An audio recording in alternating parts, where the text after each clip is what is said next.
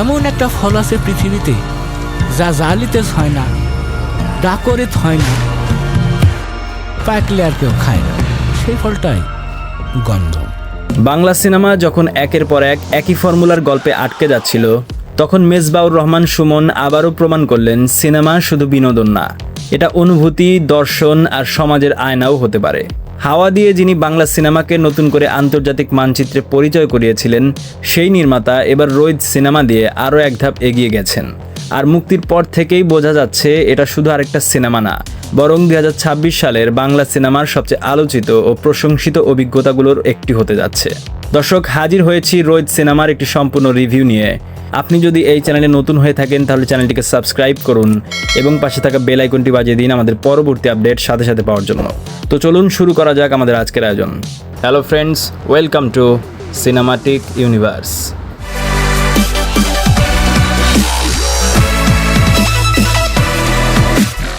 রোদ এমন এক সিনেমা যেটা শেষ হওয়ার পরও মাথার ভেতর ঘুরতে থাকে। এটা সে ধরনের গল্প না যেটা শুধু দেখে উঠে চলে যাওয়া যায়, বরং প্রতিটা দৃশ্য, প্রতিটা সংলাপ আর প্রতিটা নীরবতার মধ্যেও লুকিয়ে থাকে অর্থ।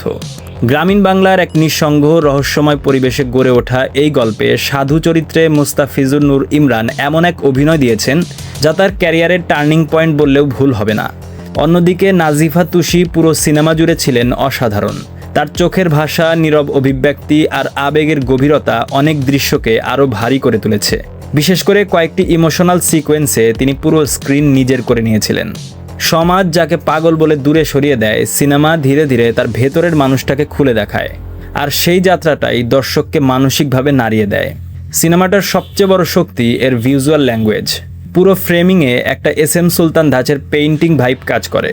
কাদা, নদী, মাটি, গাছ সব কিছুকেই পরিচালক এমনভাবে ব্যবহার করেছেন যেন প্রকৃতিও গল্পের একটি চরিত্র। অনেক দৃশ্য এতটাই সুররিয়াল এবং প্রতীকী যে মনে হয় আপনি সিনেমা না, বরং জীবন্ত কোনো দুঃস্বপ্ন বা কবিতা দেখছেন। রোদের আরেকটা বড় দিক ছিল এর দর্শন ও প্রতীকী উপস্থাপন। আদম হাওয়া রেফারেন্স, ধর্মীয় ইঙ্গিত, সমাজের কুসংস্কার, মানসিক স্বাস্থ্য নিয়ে মানুষের ভুল ধারণা সব কিছুকে খুব সূক্ষ্মভাবে গল্পের ভেতরে মিশিয়ে দেয়া হয়েছে। এটা এমন সিনেমা না যা আপনাকে সব উত্তর হাতে ধরিয়ে দেবে, বরং সিনেমা শেষ হওয়ার পরও আপনাকে ভাবাবে আসলে পাগলকে, সমাজ নাকি সেই মানুষটা। আর সিনেমার ব্যাকগ্রাউন্ড মিউজিক ও সাউন্ড ডিজাইন পুরো অভিজ্ঞতাকে অন্য এক স্তরে নিয়ে গেছে। প্রতিটা নীরবতা, বাতাসের শব্দ কিংবা ধীর লয়ের মিউজিক দর্শককে গল্পের অস্বস্তি আর রহস্যের ভেতরে ডুবিয়ে রাখে। একই সাথে সিনেমাটোগ্রাফি এতটাই অসাধারণ যে অনেক দৃশ্যকে মনে হয় জীবন্ত কোনো আর্ট পেইন্টিং। আলো, ছায়া, ওয়াইড ফ্রেম আর গ্রামীণ বাংলার র ভিজুয়াল পুরো সিনেমাকে দিয়েছে এক আন্তর্জাতিক মানের সিনেম্যাটিক আবহ।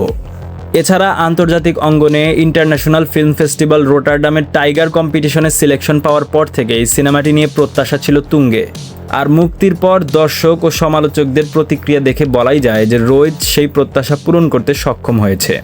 অনেকেই ইতিমধ্যে এটিকে হাওয়ার পর বাংলাদেশের সবচেয়ে সাহসী ও শিল্পসম্মত সিনেমাগুলোর একটি বলছেন।